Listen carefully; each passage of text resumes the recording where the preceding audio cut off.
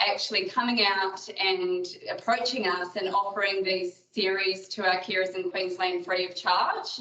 It's just absolutely amazing opportunity for our carers in Queensland. And if this all goes very well, it'll be a platform that QFKC continues to use into the future with our training. I do want to start by acknowledging the traditional owners on the land in which we all meet today and pay my respects to elders past, present and emerging. I'm now going to actually hand it over to Gregory, and he'll introduce himself more formally and present today's workshop, which is a Mad, Bad, Sad. So thank you, Gregory, and welcome everyone. Thanks, Carissa, and thanks, Danny, for putting this all together, and to Queensland Foster Care. First thing is, so Joe Tucci doesn't get upset. Australian Childhood Trauma Group, we don't put foundation in there because, of course, that's the Australian Childhood Foundation, and Joe, colleague and friend, might think we're trying to take over their organisation too, which of course we're not. I'm a consultant psychologist. For those of you who haven't met me before, I'm down here in Melbourne, based in Melbourne, but we have offices in other parts of Australia, not in Queensland yet. And I'm desperate before I sort of go into full retirement to see if we can get ourselves up there in Queensland and provide some services to all you wonderful people. As Carissa said, this is the first of a series of workshops that I've offered. I think we talked about 12 months, but when I looked at the dates, I think we get them all done and dusted before Christmas time, so it won't quite be 12 months.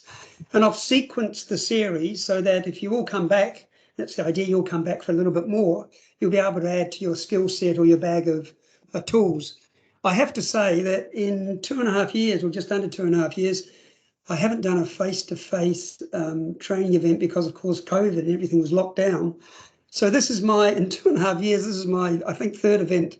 The last one, of course, was at the conference, Queensland Foster Care Conference, I think, up there in wonderful Queensland, where I did a presentation. And again, you were inside my lounge room. This time you're in my office. Managed to move back into the office, so that's great.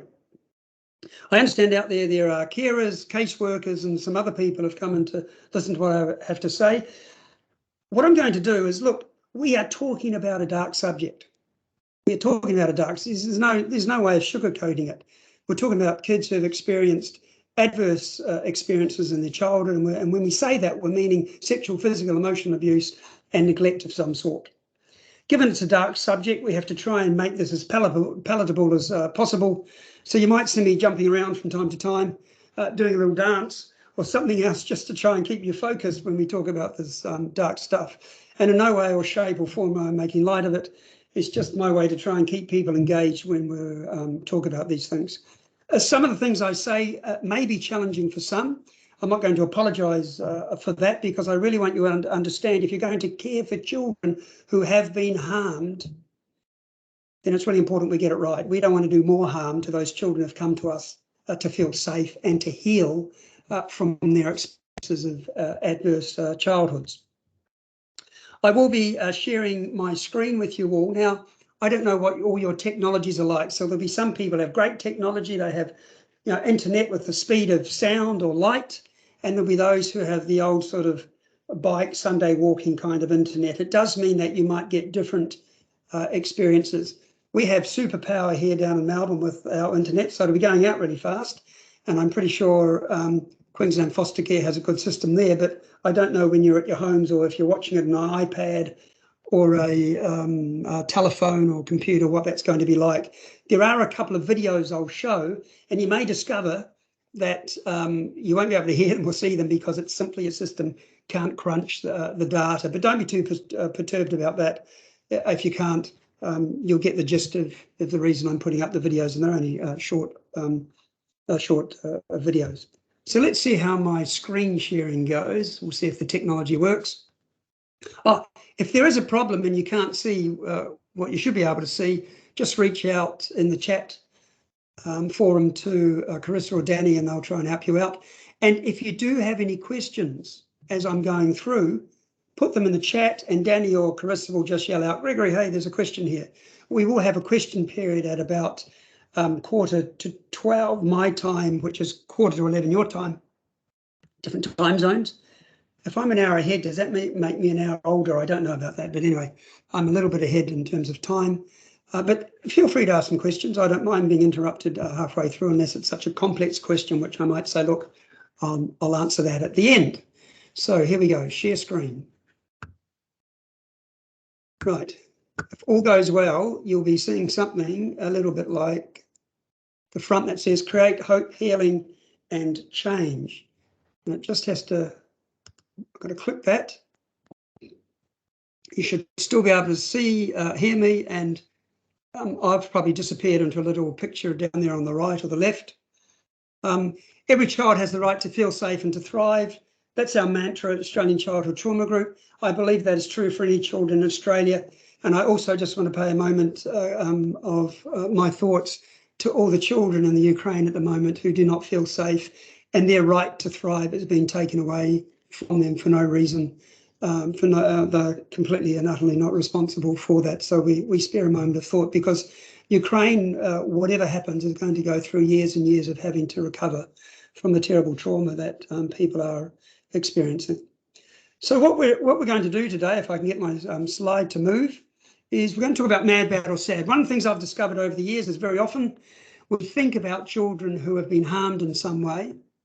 Well, actually, we just think about children. They tend to drive us mad. We tell them they're not doing what we expect of them and they're bad or naughty. And in fact, I'm sort of going to present the premise that maybe what's underlying this madness or this badness is in fact a deep inner sadness that comes from the impact of trauma in their lives. So that's kind of the premise of what I'm going to talk about. Carissa acknowledged the traditional owners of the land that I'm standing on and that you're standing or seated on. But I just wanted to make note, and the reason I want to make note is, and in fact, it's a bit hard to do when I'm here, down here in Melbourne, but what I'm going to do, I'm just going to stop presenting for a moment so I can show you this. I'll see if I can see myself. Look, I just want you to imagine for a moment, there's my finger. Let's imagine this corner of the camera right there represents when Aboriginal Torres Strait Islander people stepped onto Australia. That was over 70, 75, 80,000 years ago. Now, just to get some sort of concept, let's imagine if that's where they started, and if I go right over to this other side of, I should use something to point with. Yeah, I'll see if I've got a pen. Yeah, I've got a pen. It'll be easier. Here we go. So that's where they started over that side. And let's imagine they have walked 80,000 years all the way to the other side of your screen. Now, that other side of the screen is when whitefella came to Australia, which was about 250 years ago. Now, if you just think about it, here's where Australia started, but Aboriginal people have walked on this land for over 80,000 years. Why do I tell you that? Because they've been growing up children for over 80,000 years, and they have a lot to tell us about how we grow up children. Multi-generational trauma aside, there's some really interesting things. I won't have time to talk today about the Diri, but I would like to introduce you to it, which I will in one of the other seminars. That really helps us to form a foundation of what we need to do as adults when in the presence of children. Okay, back to sharing here. I don't just have a little button I can switch on and off. I have to sort of reshare. So here we go again. Pay my respects to elders past and present. So what are we going to do today? I'm going to talk about adverse childhood experiences and their impact. And this is to set the scene. For those of you who came to the Foster Carer Conference, there'll be some things that you would have heard there, but this will help to reinforce those things, and there'll be some new stuff. I'm also going to talk about stress, the brain and resilience. And, oh, by the way, the reason at the very beginning when I talked about mad, bad or sad, I don't know if you saw the line underneath, it said a mindful approach to working with children or helping children to heal.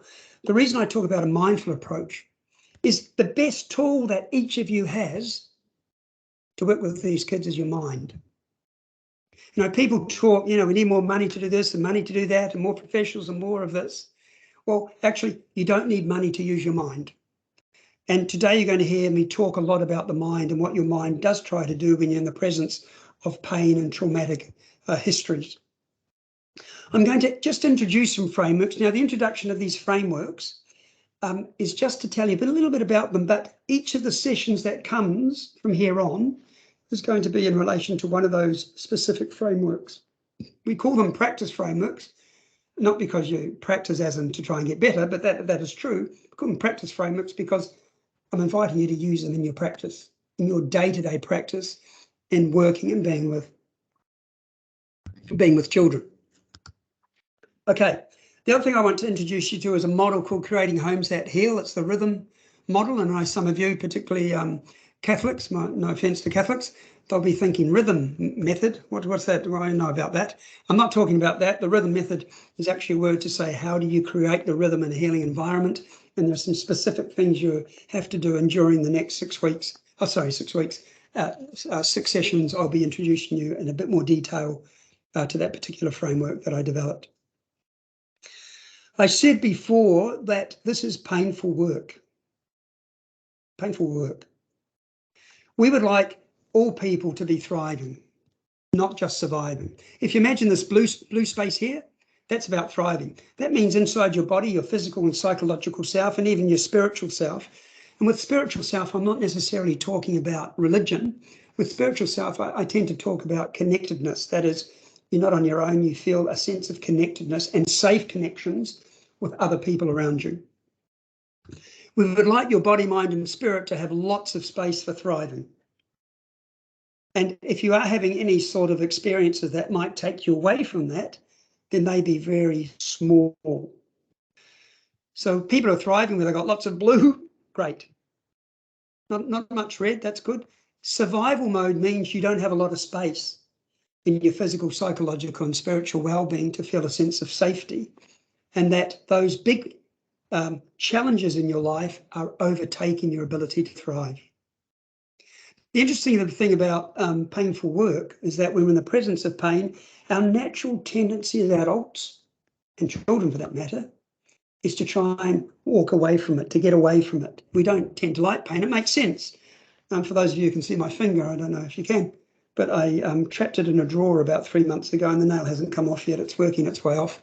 But that hurt like hell. We try to avoid pain.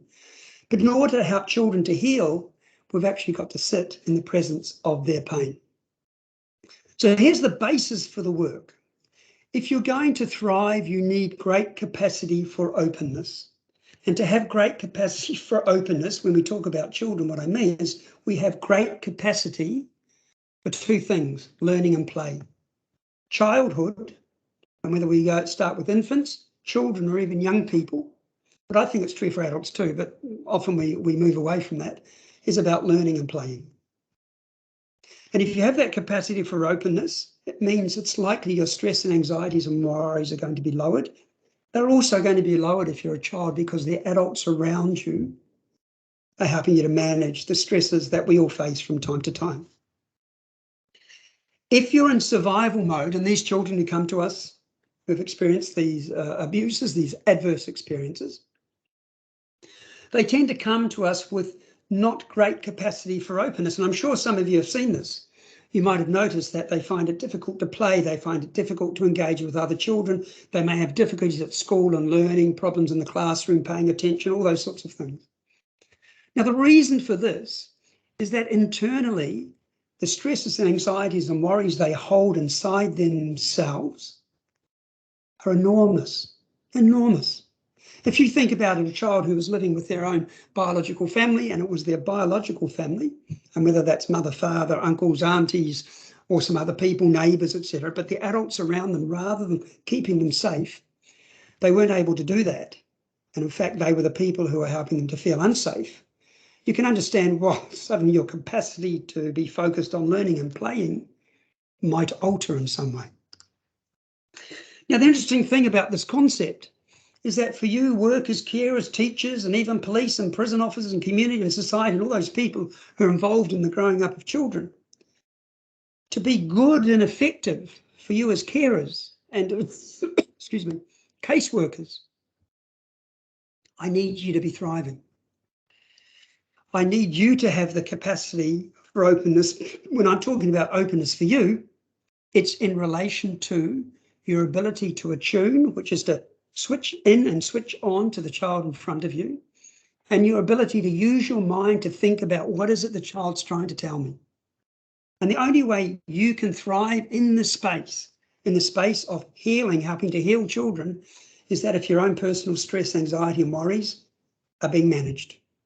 If you don't have the skill set, the resources to manage your own levels of stress, and it may be the child is doing things that helps to heighten your levels of stress and anxiety. But if you don't have the skill set to do it, you're going to have problems, a lot of problems. And of course, we don't want that. Because what happens is that if your ability to focus on the child has been reduced, you are not going to create a healing environment for that child. And so what we end up with, if you have an adult who doesn't have that skill set to manage their own stresses and anxiety, can't pay attention and focus on the needs of the child, and you're with a child who doesn't have the capacity either, then what we're doing is we're putting fuel on the fire. And we know this neurologically. I'm just going to stop sharing again for a moment because I want to show you something so you see me in this big picture. I just want you to imagine for a moment that I know these look like, what are they called? Fingers, but they're not, they're neurons, okay? I'm going to step back a little bit so you can see this. Imagine these are neurons in my brain. And there are two things that can happen. You can have what's called a thinking mind, and this is your thinking mind. This is when you're using the top part of your brain to pay attention to the world. Now, to pay attention to the world around you, but also to pay attention to the world inside yourself. And that's really important. And we're going to talk about that over the period of these seminars. So this is thinking mind. If we flip your fingers up, you can all try this. I can't see you doing it, but just imagine you do. Flip your fingers up. This is your reptilian brain. This is the fight and flight system or freeze system in your body. So when you're having a hard time and you're overwhelmed with stuff, or say you go to cross one of those beautiful Queensland streets with the sun shining, and in fact the sun's shining so much it's blinding you and you don't see a truck coming in the other direction, and all of a sudden you step out and you hear honk honk, your thinking mind does not switch on. It flips its lid and it goes straight into this fight and flight. It goes, oh, I better get out of here, and you jump out of the way. Now, you do want this part of the brain to be active in life and death situations, but for most people, we are not in life-death situations, okay? We are not in life-death situations, which means we have time to use our minds to decide what to do next. Now, of course, in a life-death situation, if that truck's coming all the way down, you don't want to be standing there watching the truck and going, oh, there's a big Mack truck. Oh, it's coming right towards me. I wonder what I should do about that. You, in fact, want to quickly react. But it's only in life and death situations. And what I've noticed over the years is sometimes carers and workers, because of the stress involved in sometimes supporting children who have had these adverse experiences, sometimes with those experiences, what happens is that the stress on top of stress on top of stress has us slipping out of our thinking mind and going down into our reptilian brains, and we start operating the world as if it's life and death. And this is not helpful in the healing process, because can you imagine, just for a moment, just imagine this for a moment. Here's a child who comes into your care and they're freaked out because of what's happened to them and they've just been removed from their family. And they come into your care. Now, maybe you started off the day, you had a really stressful day. Now, if they come into your care and they look at you and go, and they don't do this consciously, it's an unconscious thing, it's deep down, they go, that care I'm coming to see or to be with, or that caseworker, they're freaked out too. They're clearly very stressed. They go, how are you going to help me?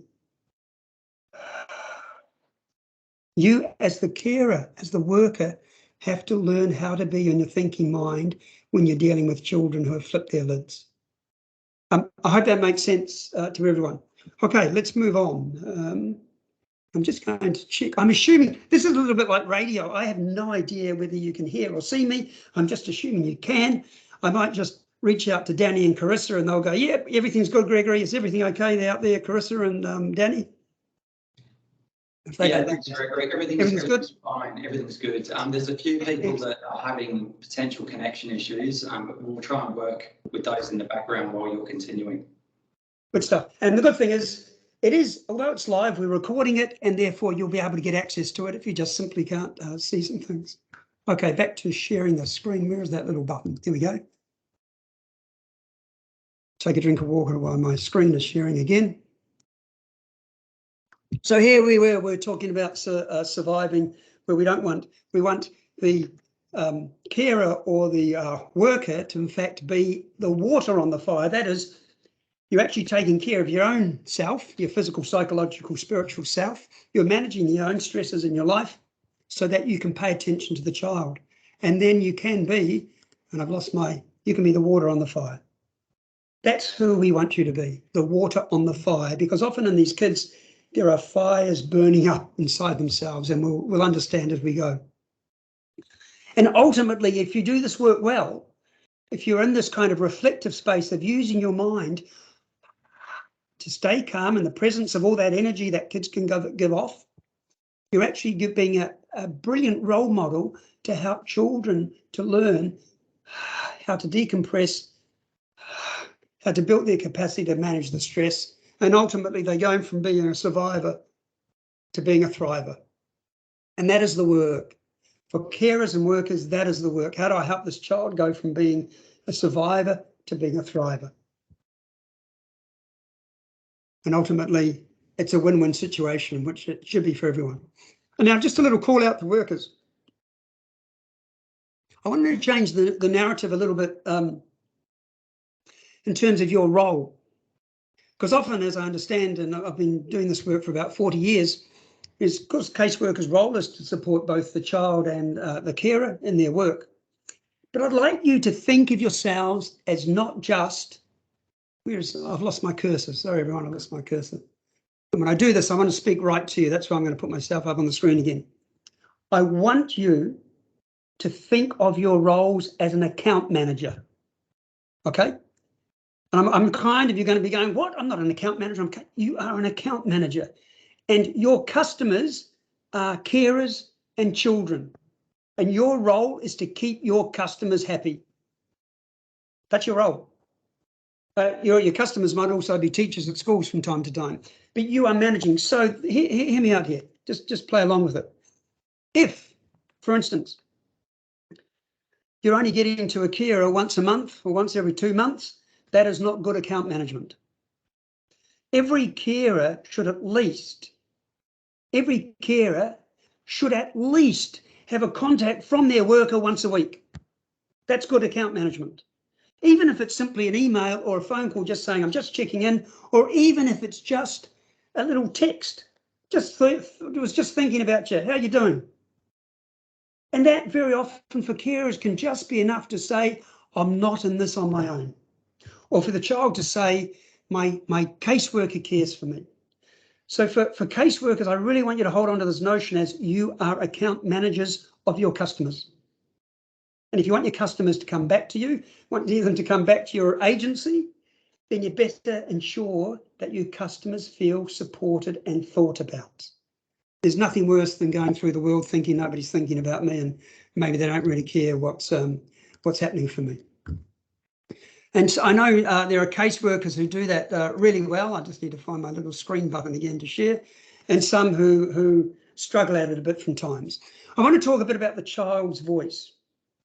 This idea of the dichotomy of behaviour. Now, if I had you in an audience and we were physically together, I would say to you, tell me how we describe behaviour. What tends to be the way we do it? And all of you would go thinking a bit and think, what's he doing? Is there a trick question here? And you try and over complicate it. It's simple. We tend to say kids have good behaviour or bad behaviour. That's the dichotomy of behaviour. They're meeting our expectation, good on you, kid. They're not meeting our expectation, bad on you, kid. The problem with this is that it doesn't really help us to understand what the child's really doing when their behaviour is challenging for us. So my invitation to each and every one of you is to do this. Stop seeing behaviour as good or bad. Stop seeing it as good or bad. Because behaviour is about communication. If I feel good inside myself in regard to communication, then I'm more likely to be able to communicate by saying, hey, I'm feeling a bit sad today, or I'm feeling a bit anxious today. I'm able to use my words to tell you. But if I don't feel good inside myself, if I'm afraid or anxious or scared or worried or don't trust adults, the chances are what I'm going to do is I'm going to act out in some way, because I don't want to tell you directly, but what I might do is go and hit somebody, or I might break a vase, or I might tell you to get fucked. I do apologise for the word get. I'm joking. I will swear during training. It's just as, sometimes we have to get desensitised to it because kids will use those expletives to try and make us flip our lids. But here's the thing. You see, with this behaviour, we kind of, when babies act out in this kind of way, we tend to hold them and cuddle them and say, there, you're going to be okay. Everything will be fine. And we sort of cradle them and want them to feel better and keep them warm, and we might feed them, do all those things. And that seems an appropriate response to a child who's distressed and letting us know it through their behaviour. But when a younger person, a child, does this, you know, a 5-year-old, 6, 7, 8, 9-year-old starts to act out in certain ways, then we sort of change. Something happens in our brain where we go, how dare you disrespect me in that manner after everything I've done for you? And in a school sense, if a child's doing this, we might start to suspend them or even expel them in extreme cases. But we've gone from being the sort of compassionate person with the infant when they're acting out to starting to sort of be a bit miserable when children start to act out. Sort of our expectation is they should know better. The problem is, the reason they don't know better is because they never had a role model to help them to know better. And they're having to learn all these new skills. And you don't teach skills by pushing children down. It's not how you teach skills. In fact, if you think about footballers who now talk about their coaches who used to give them a hard time and swear at them and curse and call them names and so forth, it didn't work for them. We have to apply a different way of thinking about this and behaviour. And of course, once that child becomes a young man or woman and they start acting like this, we start locking them up or we expel them from school. We absolutely, by then, we say, look, if you're 14, 15, 16, 17 years of age, you should know society norms and you should behave in an appropriate way, so stop doing what you're doing. And the reason this doesn't happen is because neurologically they're not wired for it. So if you keep holding on to good and bad behaviour, and if you keep controlling that is, you'll say to the kid who acts good, here, I'm going to reward you, and you simply then go, well, there's the bad kid, I'm going to punish you. You do not create healing. And I am going to show you a model about how, well, then what do you do? Because I don't want to leave you out there going, well, what do we do? What do we do? I will, as we go through, show you a model. See, to me, there's a big question. Does where I've come from have to be who I am? And if I ask you this again and you could all speak, you would go, no. And my answer is, well, actually, the answer is yes. The answer is yes, unless you create an environment where you change the trajectory of a child's life. And I did present, when I was presenting with the carer conference, I talked a bit about this, about what we deal a child. So what we deal a child will determine their trajectory in the long term into their young adulthood and you know, right through their life's journey. Just for interest's sake, with this photo, it's a nice photo, isn't it? That guy's pretty cute, don't you think? Actually, that's me in 1967 or 1968. This was the young woman I had the hots for. I thought I was going to get to hold her hand on this day, but notice she's not looking at me. She's looking further out here somewhere. Well, there's a bloke standing over here. She was looking at some other hot guy that she thought was hot. I missed out, lost opportunity, you know. We could have gone on and got married, and here I'd be, and she'd be going, look, oh, fantastic. Anyway, such is life. But children, they all look pretty innocent, don't they? In fact, they all look a little bit scared. Who knew what to do in front of cameras in 1967? Click on. What I want to talk about is this idea of adverse childhood experience. It was a study done in America. It's still going on, actually, where simply GPs, when somebody came in to see them, it was just random people, adults came in, they gave them a questionnaire. The questionnaire had 10 questions on it about physical abuse, whether anyone had experienced any of these things: physical, sexual abuse, emotional abuse, physical neglect, emotional neglect, exposure to domestic violence, household substance abuse, household mental illness, parental separation or divorce, and incarcerated household member. Just had those questions, 10 questions. But here were the findings. If you had 6 or more of these ACEs, adverse childhood experiences, 6 or more, 1, 2, 3, 4, 5, 6, if you just had the 6 top ones, then, boom, IV drug use went up 4,600%.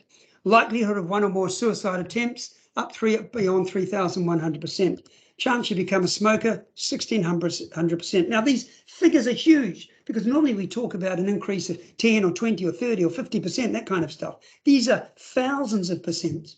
So what does it tell us? It tells us your trajectory is almost certainly going to go one way unless you get an appropriate intervention and an early intervention to change that trajectory of your life. And that's where carers and workers come in. And the likelihood of extreme behavioural and physical and mental health issues is huge, and here they all are. Lack of physical activity, smoking, alcoholism, drug use, missed work, all these things, severe obesity, diabetes, depression, suicide attempts, STDs, heart disease, cancer, stroke, broken bones and so forth, comorbidity, this is, all of those things, up they go. And I don't want that for children, and I don't want it for you as carers and workers. But what you have to understand is that children who've had adverse childhood experience basically have been under stress in stressful environments for a prolonged period of time. You would have heard of this notion of complex post-traumatic stress disorder. They call it complex because it's cumulative harm. And when your body is under stress again and again and again, and it really doesn't stop, such as a child living in a household where there's domestic violence, what actually then occurs is that it damages your physiological and neurological self. That's the damage. I'm just going to play this little video, and hopefully it might be just delayed initially, but you should catch up.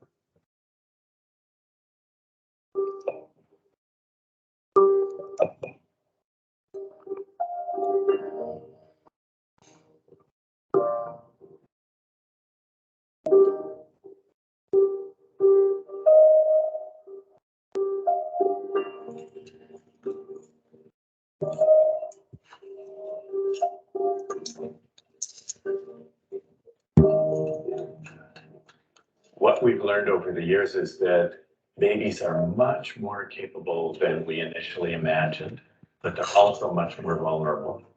And in Edtronic's still face experiment, we get to see both in a very short period.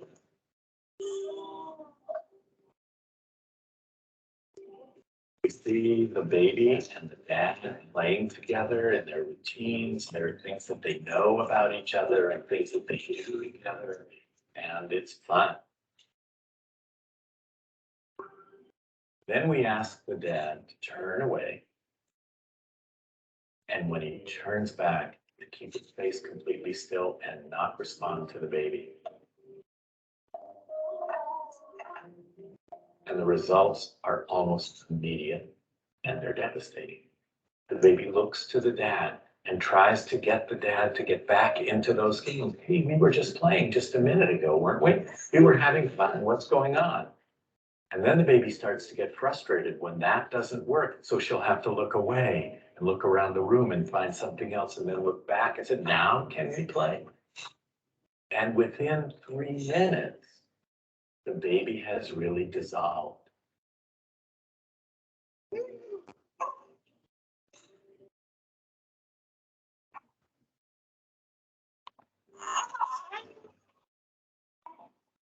He is trying to get out of the chair. She's uncomfortable. She's reaching out to dad, who's crying. And then we ask the dad to turn away again. And when he turns back, to go back to being regular dad. And it's a joyous reunion. They get back into their routines, the things that they do together, the things that they were just doing 3 minutes before. And the baby settles down and gets back to the comfort zone that she's developed with the dad. What we see in the still face experiment is how able the child is to initiate and be part of the relationship between the father and the child, but also how much depends on that relationship in order to keep an even keel. And when she's grounded and comfortable, she can explore the world. She can meet new people. She can try new things. And she's got that safe base that she can always rely on. And there's a trust level there. We can only begin to imagine what it's like for babies whose life is like that 3 minutes all of the time. and they don't get that responsiveness, and they don't get any help getting back to an even keel. And the results can be very tragic. They can have trouble trusting people. They can have trouble relating to people, and they can have trouble being calm enough so that they can explore the world and take part in the world. So we know that those initial relationships, that initial responsiveness and interaction between the father and the baby are keys to the baby's success as a child and as an adult.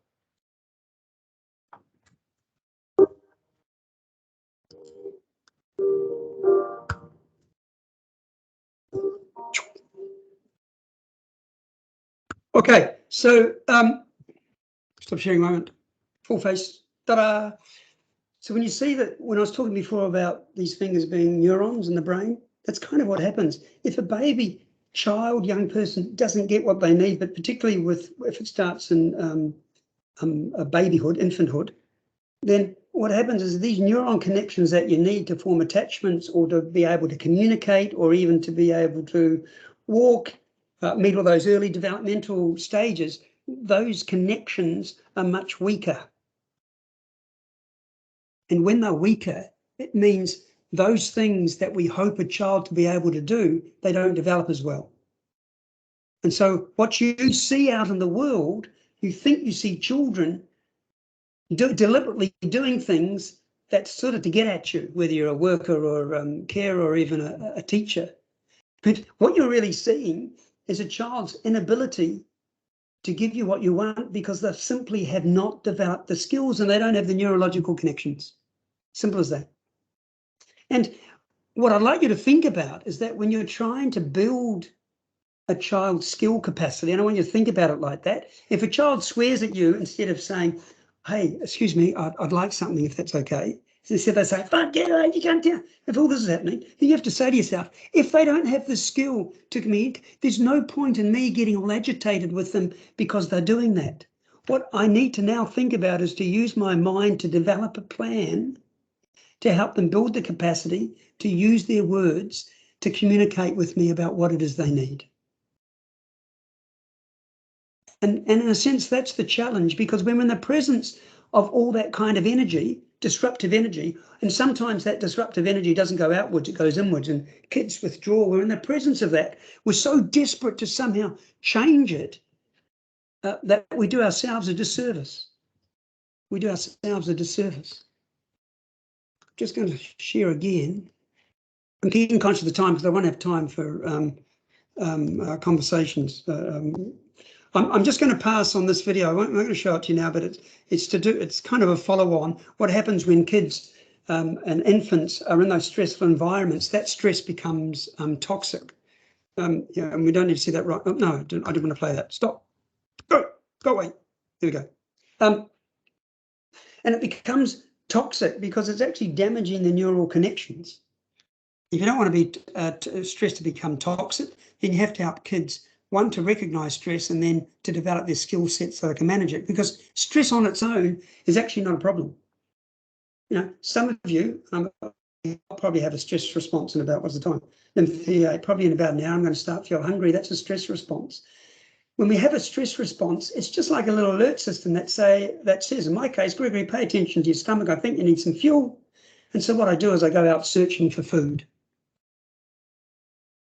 Now, if I was in an environment where I couldn't get food, and that happened again and again and again, such as in a place of famine, that stress would get to a point where it starts to damage my body. I'm sure you've seen young children with bloated stomachs and so forth because they simply haven't had any food for long periods of time, and they're starving.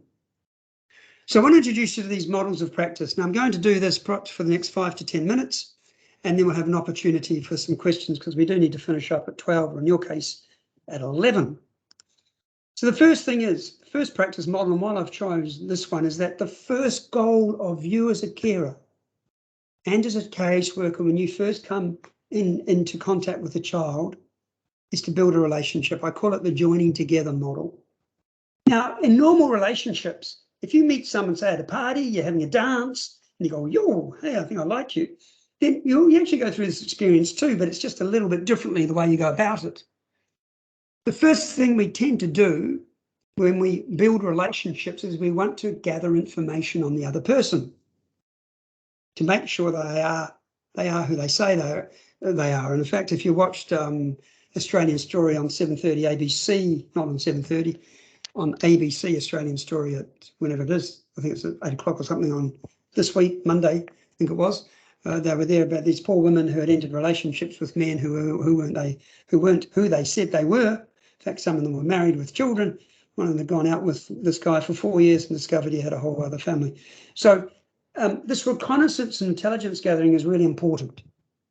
And children, basically what they're trying to do is to find out whether you're a safe person to be with, whether you're an easy mark, they can get stuff off of you. You know, they can blink their eyelids and say, oh, please, please. And if they see you're an easy mark, the relationship just becomes transactional. I just want to get stuff from you. But I also want to see whether or not you might harm them in some way. And the way they determine this is they put in place what I call border incursions, and think of this as testing behaviour. They'll swear, they'll curse, you give them an instruction and they won't follow it, etc., because they're trying to figure out, what are you going to do? You know, when I don't have the skills to present to you or meet your expectations, are you going to put me down or help support me in order to develop those skills? Now, ultimately, if you stay with them, they will learn to trust you and they will form a relationship with you. But to get from here, and I'm assuming you can see my cursor, which is a little arrow, to get from that point just to this point here can take anywhere from 6 to 12 months. Now, interesting enough, if we look at when placements break down, they tend to break down in this place because carers and or workers or schools just go, it's too hard, can't do it anymore. 6 to 12 months to get here, and then it's still tenuous, the relationship, and you're looking at time, whether it's months to another 12 months, 2 years, to get into this joining together. But you notice once you get here, there's a lot less reconnaissance and intelligence gathering and a lot less testing or border incursions, because now the child sort of knows you have been a constant in their life. You give them the same response each time they do one of their blow-ups or whatever it happens to be, or refuse to follow an instruction. You stay in your thinking mind and you stay calm. So it's called join together model. And as I said, we're going to do a whole series. This is just to introduce you to the different models on this. The next one, this model I didn't create. This is by Judy Atkinson, wonderful Aboriginal elder who I pay my respects to. I developed back in 2012. It's called the circle of shame. One of the things that Judy spoke about is this notion that shame can be really debilitating. And when people experience shame, it can have them do things that we don't expect. Because sometimes if we experience shame, we want to hide that shame. So what can happen is that shame that people experience internally can be experienced as withdrawal. People become highly anxious, they isolate themselves, they remove themselves from being involved in others because they don't want to have to experience that shame. They might attack self. So think of self-harming, having poor thoughts about your own self, I'm no good, I'm hopeless, etc., lack of self-worth. Avoidance. So these are people who might get involved in substance abuse. They might try and invade or deny or escape, say, no, it never happened, it wasn't me, it was somebody else, those sorts of things. And of course you have those who might attack others. These are the ones who really do act out. They may constantly destroy relationships in different ways, may bully others, or even there'll be what's called lateral violence. And if you think about lateral violence, if you've been perpetrated against, or your oppressor puts you down, you think they're too big, I can't take them on. So if you're a little kid and think they're too big, I can't do that, but you're feeling all this rage, then what happens? That feeling of rage, that violence is directed towards someone who you might think, well, they're smaller than me or not as powerful, I need to get it out. So that's where it's going to go. This circle of shame I've found really good when you're thinking about the child in your care, to just watch what might be their predominant way of dealing with the world. Now, some kids will do all of these things, but there will be a predominant way with which they deal with the world. And it's really important for you to be able to sort of assess where that is, because when you know what it is, if you've got a kid who withdraws and isolates and is anxious, then we can start to formulate a healing plan around that child.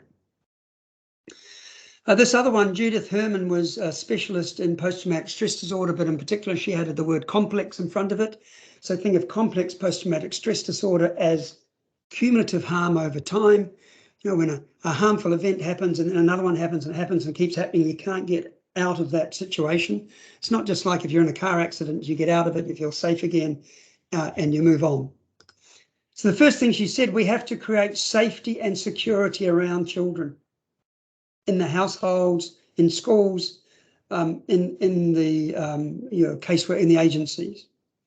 If we create that safety and security, it enables us then to help the child to process their traumatic events. If they don't feel safe, they're not going to process it. And this is why it's so critical for carers. When kids are in your home, it's paramount that it's a safe environment, that you're not yelling and telling them to be quiet and stop doing that and do this and trying to be controlling of them rather than you being in control of yourself. Because if they're feeling unsafe or not secure in that environment or in a school environment, they won't be able to process their story. And the importance of processing your story can't be understated, because once you process your story, you can then integrate it. And what I mean by that is you can then decide, my history will not dictate who I become. I'm going to dictate what part my history has in my life moving forward. And it's critically important as a process. Even in a therapeutic process, you know, if a child goes into therapy, then first thing therapist does has to create a safe and secure environment, has to help the child process their experience and then help them to integrate. But if they're not in therapy, you as carers, schools can do this in a classroom, create a safe environment. When kids are sort of telling their stories, kids can find a way even in classes to tell some of their stories in a very controlled and contained manner, and it helps them to integrate then in the place, in the environment that they're in. There's a guy called Michael Bayland, and he said, don't just do something, sit there. And what he was really talking about is we have, at the very beginning when I was talking about pain, we have this notion we've got to do, kids crying, we've got to stop them crying. You know, the old English, have a cup of tea, someone's distressed, oh, I'll make a cup, I'll put the kettle on, have a cup of tea.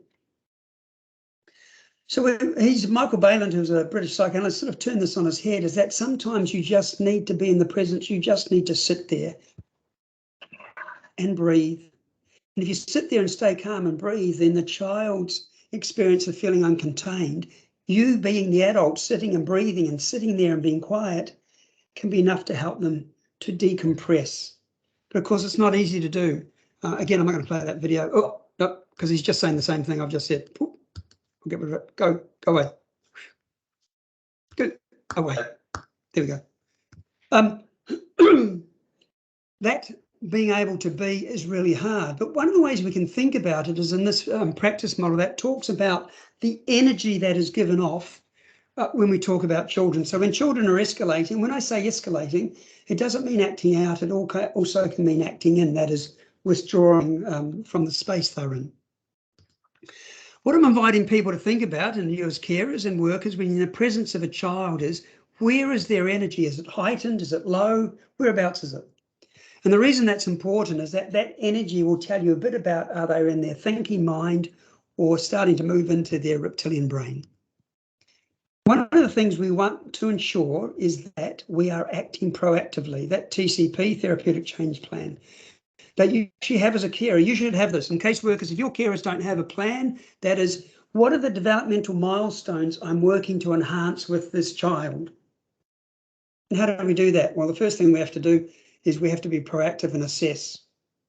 And we should be assessing children based on developmental milestones. If you get a child who's 2, what do we expect this child to be able to do at the age of 2? And if they're not doing it, what am I putting in place to train them every day to meet those developmental milestones? We need kids to catch up so that at some point, whether it takes 2, 3, 4, 5 years, it can take a while, that at some point they've caught up with mainstream population in terms of the developmental milestones. Now, if a child is going off, if you think, oh no, they're going off, what am I going to do? You want to stay calm, that's the first thing. And what you want to try and do is in fact diffuse the situation. And what that means is, if I can keep calm, if I can get in early enough before the child really has gone off, I call it the blue-tongued lizard intervention. You look over their shoulder possibly and look out your window and go, is that a blue-tongued lizard?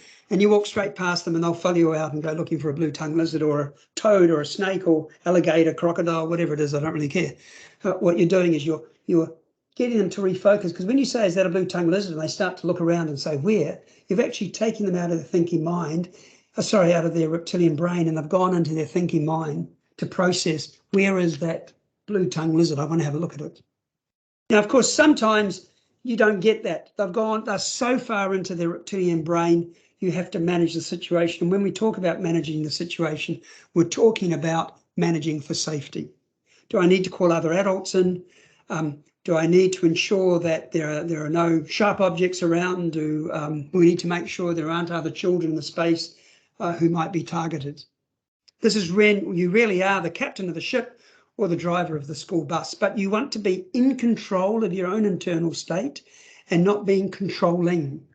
I hope you understand the differences, and again, we'll talk about those in other webinars. Now, ultimately, when the event's over, and just to keep in mind, children don't stay in that heightened state as much as people sometimes say, oh, it's terrible, they're always like that. If you actually watch it, children will go into a heightened state, they'll come down. Now, they might come down only for a matter of minutes, but usually it'll be an hour or two, and they'll go up again. But in that space where they've come down, you want to work on restoring the relationship if it's been affected in some way by what's happened. Not be blaming of the child and say, well, you go to your room, come out when you're calm. Interesting enough, I'd get you all to put your hand up if I could see you and say, how many people have sent their child off to the room? And as carers and parents, sometimes we think, oh, that's great, I've shown them. Go to your room, come out when you're calm. I don't know where your fantasy is about what happens in the room, but I assume it's something like, actually, I'm going to stop sharing my screen for a moment. I'll act this out. Looks better acted out. So you say to a child, go to your room. And the child goes off to their room. They've been really angry, and they get in there and they slam the door, and all of a sudden they said, well, she told me or he told me to come to my room to calm down. Right. Oh, calming down. How should I do that? Or I should do some breathing or possibly some yoga. And I should think about what I've done. I'm feeling much calmer now. Oh, okay, here I go. And out I go into back into the room. I say, I'm terribly sorry, carer or teacher or caseworker. I'm so sorry that, that I got upset. I don't know what I was thinking, but look, I went in there and did some yoga and a bit of Tai Chi, and now I'm feeling much more relaxed and everything's fine. A child needs you closer to them, not further away when they are in a distressed state. They need you closer, not further away. I've got to leave some time for questions. I'm just going to do one more, and then we're going straight to questions. So at least I've got through the models. A final model I want to talk about is practice 5, which is practice model 5, which is reflecting solutions. In other words, what can you do? Now, remember, don't just do something, sit there. If it's not life and death situation, don't go straight to doing. Go to, what do I see? So this is an assessment phase. When a child is doing something that not meeting expectations, what do I see? I see them come in, their body seems tense, they kicked over a chair, interesting stuff. I wonder what's going on. Well, the next thing I might want to ask is, I wonder what they're feeling. What's the feeling they're trying to communicate to me? Angry, worried, sad, overwhelmed, stressed, whatever it happens to be. If I can sort of hook into what the feeling is, and sometimes we do that by listening to our bodies and what am I experiencing inside mine, might be the same feeling the child is, then I can say, what's happened to them? What created this moment where they've gone off? Maybe they were bullied at school and they've come home angry. Maybe someone stole something off them. Maybe they were triggered. They were thinking about their sister they haven't seen in 8 months or 12 months or something. Is she safe? And there could be lots of things, but we've got to sort of ask ourselves, not why are they doing that, but what has happened to them? And when we know what has happened to them, then we can have a conversation about what can we do. That's when we formulate a plan, either in the moment with the child then and there, or what I call formulating a plan on the moment. That is, I go and talk to my caseworker, or we sit down with a group of a care team and we say, okay, what's the plan? This is what the child's presenting. What's the plan and who's going to do it? So I'm going to stop sharing right there.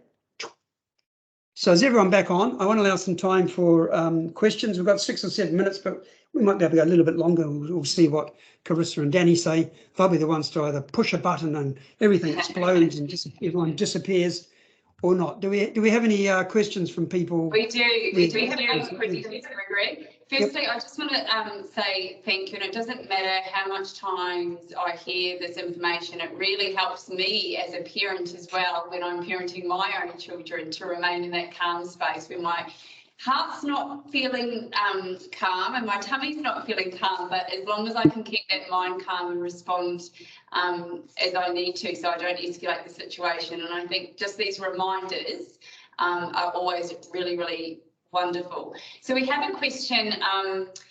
How do you manage angry outbursts that include hitting hard? And this is with taking into account this child's 3.5 years old, so a toddler that is presenting as angry. Right. It's a really interesting one, and people often throw those, the child's violent. Often I say, well, duck. Okay, if someone's coming at you, get out of the way.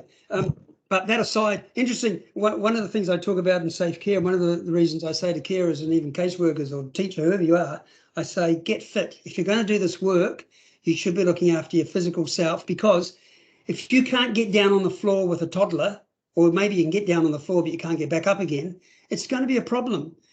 Kids need adults to be active. And if you can't be active, you can't sit in the chair over here and sort of start telling the child what to do over there. You've got to be in there doing stuff. So when there's lots of energy, when it's got to rage, the first thing I'd be saying, well, was I paying attention before it got to rage? Because the earlier the intervention, the better off you are.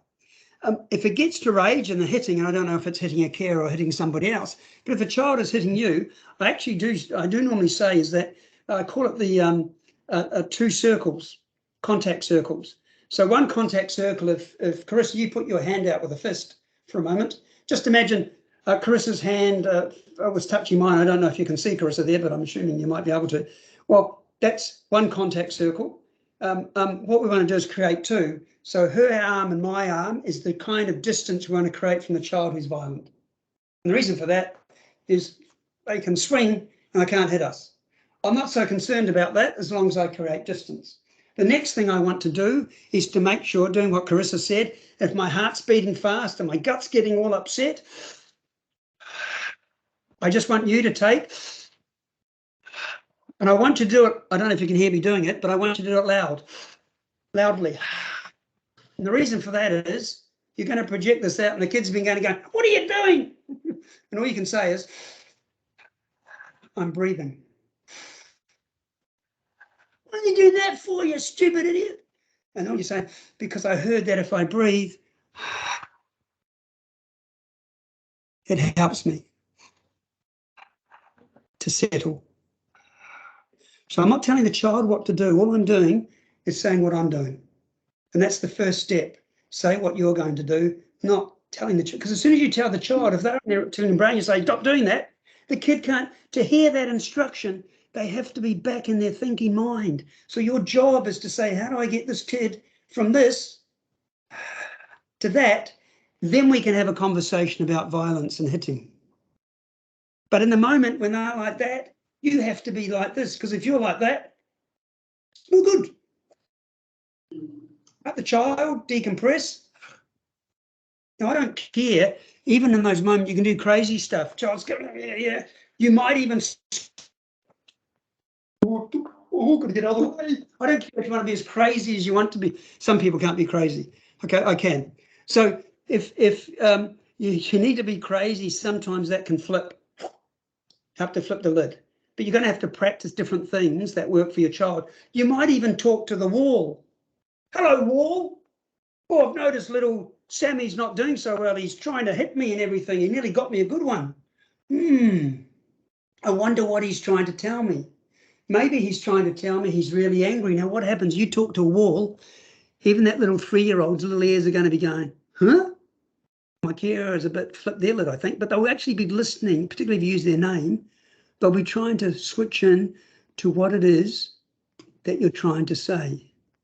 But the main thing is you've got to get out of the mindset that kid's violent, therefore I have to use my bigness to stop them. You need to use your bigness and the strength of your mind. Create safety, space, breathe.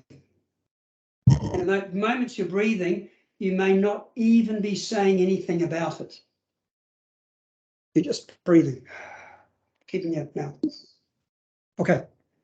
Thanks, Gregory. We've got another question that relates to, I guess, that transition from a child being with a carer and transitioning home to the birth parents and having that sense of safety and connectiveness to their foster carers, and the worry, I guess, that foster carers have with that transition to birth parents. And in your experience, how does a child cope with that, leaving one environment where they feel connected and safe and being transitioned back to a birth family where they could remember experiencing trauma in that home potentially, or with the parents as the potential perpetrator of abuse? Sure. Can I just check, we're talking about transition back to the biological family permanently, Yeah, so or just as a permanently? Yeah, so that in this particular example, a child's been with a carer for 16 months, has transitioned back to the birth parents, and the carer is really keen to understand the impact that has on a child. Okay. How long, how old's the child? Don't know. It doesn't say, it just says when they spent 16 months with a carer and the So carer's if the baby was an infant, like if the infant came to, is 60 months old and came at the very beginning of birth, it's different if the child had been living with the family for 4 or 5 years.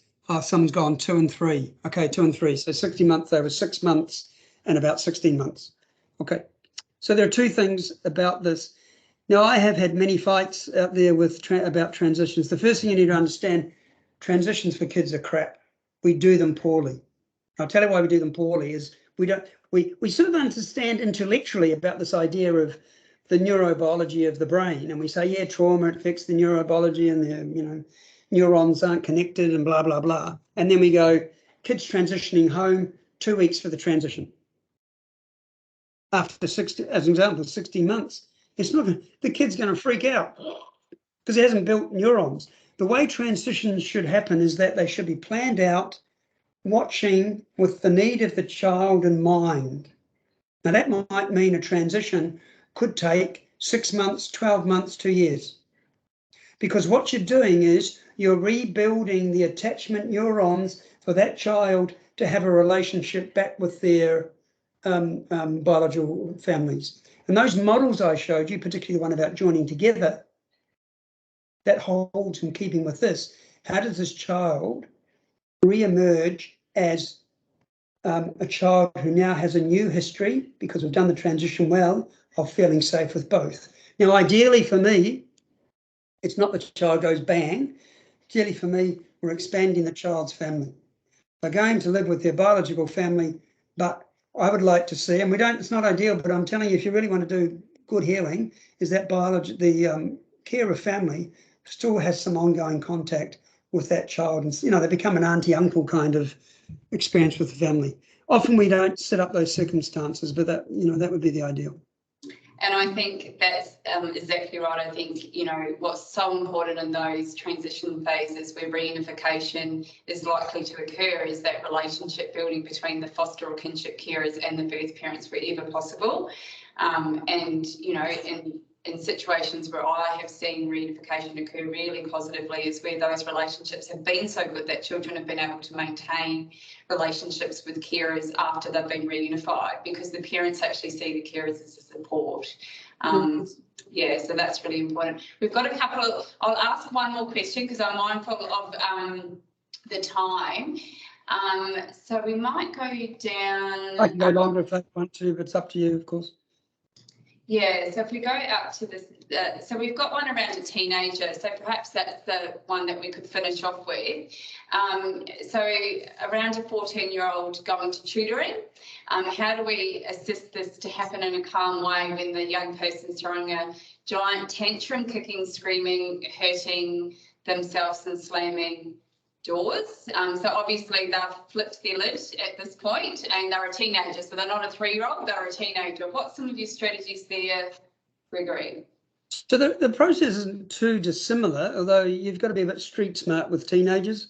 In fact, even if they're not children in care, you've got to be street smart with teenagers, because teenagers have a belief that I'm actually an adult.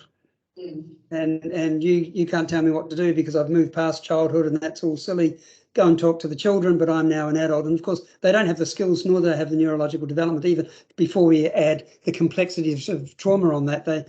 Abstract thinking has not formally developed the ability to sort of process information and then come up with a good solution. But the other thing, if we're talking about this child, it sounds like if he's having difficulties going to tutoring, I assume he's going to tutoring because he's delayed in some way in some areas of his, whether it's maths or English or writing or whatever it happens to be. My hunch is there might be a lot of shame associated for him with going to tutoring. So remember I said before, you've got to work out, okay, what do you see? You see this child every time we try to go to tutoring. What do I see? I see him flip his lip. Okay, so what's he feeling? Is he feeling shame? Is he feeling angry and resentment that he has to do this stuff? You know, everyone else is playing gaming or they've gone outside for a bike ride and I have to go and do this tutoring thing and everyone laughs at me at school, you know, whatever it happens to be. I don't know the particular scenario, but the carer or worker has to think through, well, what's the child feeling? What's that relate to? Now, if I can work that out, then I say, well, what's happened to this child? Well, there's all the trauma history. That's part of what's happened historically, but also there's what's happening now. Is this kid being made fun of because he has to go to tutoring, or is it because when he's in classroom people laugh at him because he can't come up with the answers? And of course, when you say go to tutoring, it simply reinforces the fact that I'm stupid. And if that's happening, you actually need to find a time. The best time to do this is you find the child, but not when they're knees up, but when they're down. So you can't do it with the slamming doors. You say, let's go for a walk. And you say, listen, mate, oh, this tutoring stuff, we're really getting stuck on this one, aren't we? It seems to me that maybe you have some big feelings when the word tutoring comes up. And maybe you don't know what those feelings are because we haven't worked out together. But I really want to help you. And we're walking along, the kid's going, I don't know, the old shoulder shuffle. I said, well, you know, I've heard about this stuff. Sometimes when we're not good at something, we can have some feelings that aren't too comfortable, sometimes embarrassment and shame and so forth, and maybe stuff happens at school. But what you want to then do is to try and normalise it. The way you normalise it, you say, look, you know, you're pretty good at kicking a ball. How'd you learn to kick a ball? Oh, the coach at school taught me. That's pretty good, okay? So you got better because someone taught you. Now, if they're not a sports person, you just have to find maybe a sports person they relate to, their rugby team or their football, whoever it is, somebody they really, yeah, that's me. He or she's my hero. If it's a singer, how do you think they learned to play the guitar? They had a coach. Guess what? Your tutor is a coach. There's one thing you're not so good at. There's your coach. It's up to you, but I get those feelings you have.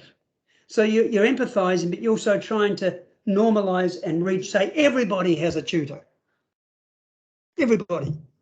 If you can't cook, go and learn, go and do some lessons, get a tutor, get a chef to teach you to cook. Whatever it happens to be, you then normalize it. Give it a go. Wonderful practical examples there, Gregory. And I think, you know, just normalising that experience, but finding out what the trigger behind those flipping lid moments are is just so incredibly important. Okay, I'm just mindful that we're at 11:08, so we have gone over time, which tells us that maybe we need to extend these for another 15 minutes for our next one. We'll keep learning from these webinar series, and I just want to thank everyone for participating today. I want to thank Gregory for his time. Like I said, this is all donated to Queensland Fostering Kinship Care and our carer community and our sector. So we're just so incredibly grateful, Gregory, for your time, and we look forward to the next 5 series. We will be sending out invites for the next series, which will be on the 4th of May, I believe. It will be a night session, and so that invite will go out in the next week. So please keep an eye open for that. It'll be from a 7 to 8 session. Thanks everyone. We'll upload this recorded session onto our website, and any feedback that you have for us, we'll really appreciate just flicking an email to our admin address. So thank you, and thank you, Gregory. Love to you all. Take care. Be safe. Thank you.